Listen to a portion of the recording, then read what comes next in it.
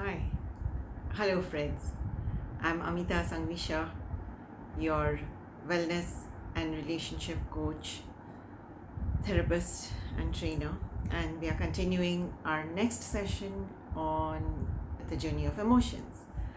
And so we saw that let's not express, let's not uh, suppress, let's process and express. But this whole big thing of process and express, typically anybody will say, where do I have the time to sit and process that while somebody is triggering me, while the situation is there in front of me where I'm just feeling out of sorts? How do I do this whole thing of process and be able to think so much, and I can't think so much? So it is difficult because at that minute the emotion is taking over you, and we have to have some mechanism of slowing down. So as I said, it's actually a way of thinking, and when you embraced this way of thinking, it's like what Stephen Covey said: between stimulus and response there's a pause, and in that pause lies your freedom and your possibility.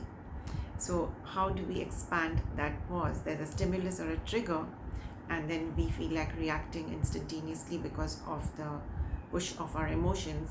And how do we create that space? Well, it's a way of thinking, knowing that there is a space and I can have that, I am entitled to, I deserve having the time and space, and with having this time and space I will work out a solution. The reason why we're going headlong is because somewhere the mind is in a state of panic, as if now I have to get a grip of this, otherwise everything is run away. So this now and now, as if it's like total danger, and if I don't handle it, it's like we are going, our mind is going into that lower brain, ultimate threat and danger, and we need to slow it down and know we have enough time, and I will be able to influence this, and nothing is running away. I have enough time to influence the situation, and I will be able to influence this better if I take some space. So sometimes we almost take some space and let the person, I'll get back to you, or let me think about it, or we may even just take a break by saying, you wait a minute, I need to get myself a glass of water, do something which will help you to break that state, to get time and space for yourself, where then you can begin to quickly, it doesn't take time, it's a way of thinking, you own your feelings, and then you choose them. Know that at some level of your being you're choosing them, and that will automatically lead you to what's within me that I'm choosing this. And it might draw you to this whole thing of how I'm interpreting, expecting, and predicting.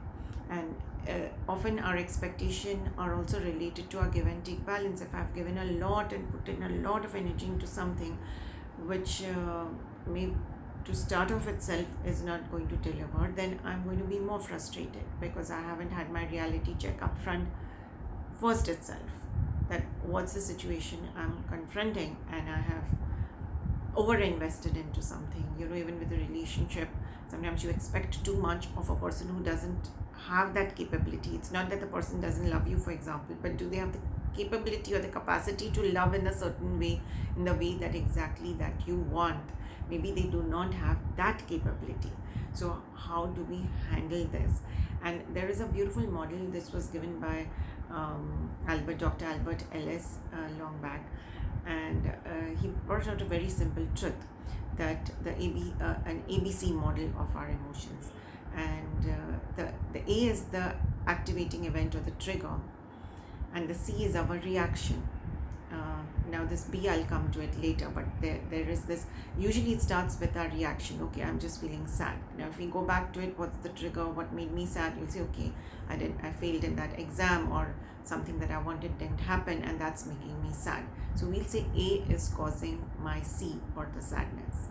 And here is where Albert Ellis says, no, it's not like that, because if you put 5 people there, all 5 to that same A activating event don't have the same reaction. All 5 might show different reactions. One is sad, one is actually singing a song, another one is just going to sleep, or third one is putting in double the effort, so and getting even more motivated. So what's there in between? He said, no, there is something there in between, that is you, and that is your B, beliefs.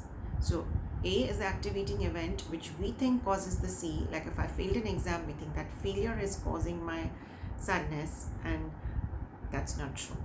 What's causing the sadness is actually the B is causing. The B is the meaning that I'm giving A. What's the story I'm telling myself? And so it's a good model to think of with yourself. Whenever you're feeling something, you realize that it's my B. What story I'm telling myself. Now, very interesting thing about the story that we are telling ourselves is that this story is not what's in our conscious minds. Our conscious mind often, our mind itself, let's come back to that. Our mind and the model of our mind, let's understand that what is this mind, where is it located? Okay, so very often when I ask people this, where's your mind, where is it located, they point to the head and they say it's located here. And no, this is where your brain is, and the mind uses the brain. But the mind is like a ball of energy which is all around us, and the center of it is like our gut. So sometimes we have a gut reaction to something. So our mind is like a ball of energy which consists of thoughts, feelings, attitudes, all of this all together. And one thing about the mind that we can know is there is a conscious mind and there is an unconscious mind. So this B that we are talking about, the beliefs, they are not the ones which are the conscious mind. The conscious mind is usually, all of us know, oh, I should have more control, I should speak calmly, I should do this. Eventually we all know sometimes at a level that what we should do with our emotions and what would be the proactive choice. But there's something that's blocking us. There's something that comes in the way and takes us on another pathway.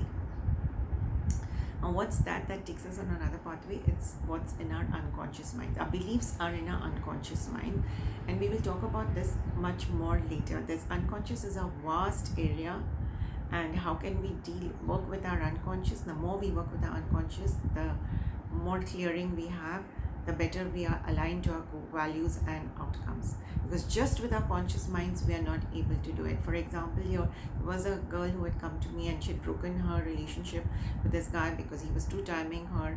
And so she was very clear with her conscious mind that I want to leave it. But her unconscious did not know that, right? So that was always being sabotaged. Always at the point of feeling little teary or little low, she found herself calling him up and talking to him all over again and feeling very angry with herself and hating herself for having no control. And this was because I asked her, when you think about this guy, what comes to your mind? What's the image that comes to your mind? And she said, oh, me and him are in a movie theater, we are sitting cozily and we are chatting and eating popcorn. Now, this beautiful image out there is what's influencing her. The unconscious doesn't know that she wants to really break up. So I said, in the unconscious image that you have, what if you introduce a poster of the girl that he's too timing with? And as soon as she did that, there was an instantaneous reaction. Oops, I've enough out of it. I've done with this guy. I'm never going to call him again. And so it was an instantaneous reaction. So I just told her that in future now, every time you feel the urge to call him, please just see this image and speak to your unconscious mind. Communicate at the level of your unconscious and put this poster of that girl there into that image, and you will automatically have greater control. So how do you like that? Let's work with our unconscious, and let's explore in the next sessions how do we work with our unconscious. So look forward to seeing you again. Have a blessed day, have a blessed night. Enjoy, like and share. Thank you so much for listening to me, and see you soon.